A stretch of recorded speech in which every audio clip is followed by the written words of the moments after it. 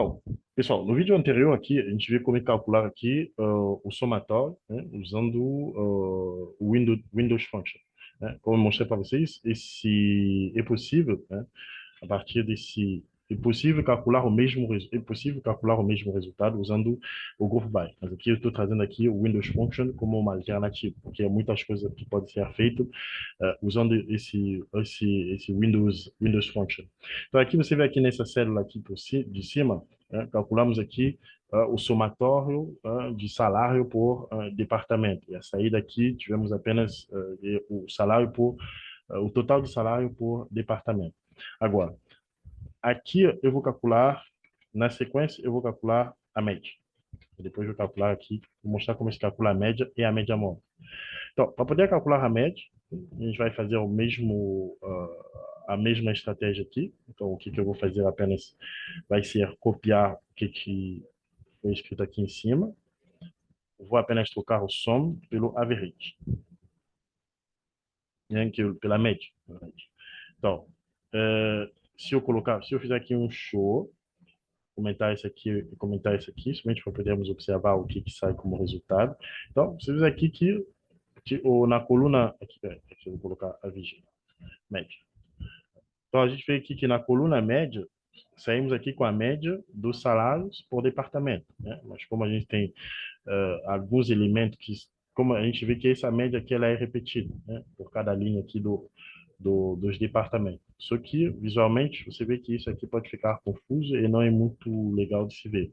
Então, novamente, aqui o que eu vou fazer? Vou aplicar o filtro que eu apliquei lá em cima, né? Eu vou buscar apenas o departamento e vou aplicar aqui apenas vou querer apenas ver o departamento e a média. Agora, outra coisa que pode ser feita, por exemplo, é caso eu queira calcular a média móvel. Tá? Agora, o que acontece caso eu queira calcular a média móvel? Agora, caso eu queira calcular a média móvel, ok? Nesse caso aqui, eu vou definir novamente uma variável. Essa variável aqui eu vou chamar de Windows Specs, Windows Specs MA, né, de média móvel, que é Moving Average em inglês. Então, aqui eu vou definir aqui Windows Partition, Partition by. Aqui vai ser novamente por Department, o departamento. Vou fazer um Order by. Aqui posso dizer salário. Tá? E, na sequência aqui, eu vou colocar uma função do próprio Windows Function, que se chama row between. E dentro desse row between, eu vou passar a constante que chama, ou uma variável que chama Windows.inbound preceding. Inbound preceding 0. Agora, o que que significa esse inbound preceding 0? Você vê aqui, se eu volto aqui nesse data frame aqui, você vê aqui que eu tenho, pegando aqui a partições de, peraí, vou pegar aqui, peraí, deixa eu pegar esse exemplo aqui para ficar melhor. Vou comentar isso aqui. Eu vou mostrar aqui somente no row.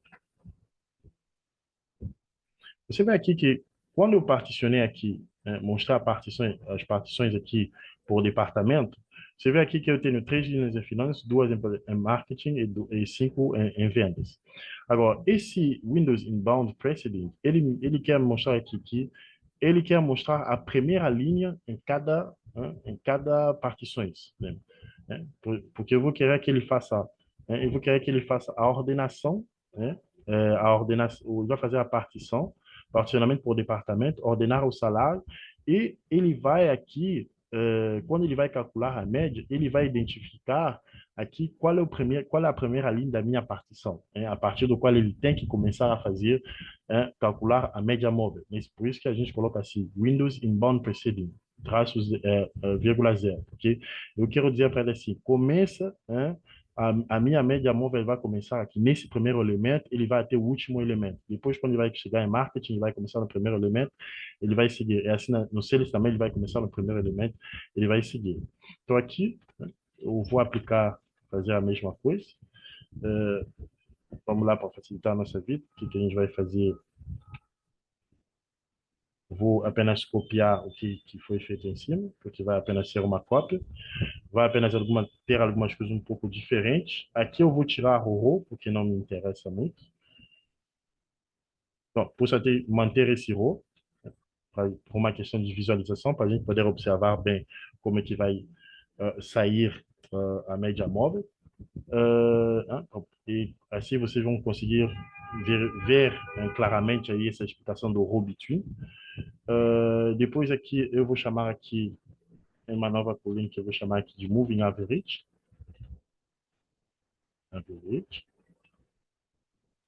Aí eu vou dizer para ele assim, faça o average da coluna salário over Windows Specs, vou dizer assim, MA.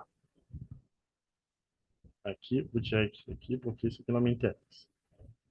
Spec MA. Você vê que a única coisa que eu fiz a modificação aqui, deixa eu copiar isso aqui, ele não está reconhecendo. Tá. Então, você vê que novamente, definimos a mesma coluna row que definimos aqui, né? Então, a gente vai ter esse mesmo resultado. E depois, a esse resultado aqui, eu vou calcular a média móvel em cima, né,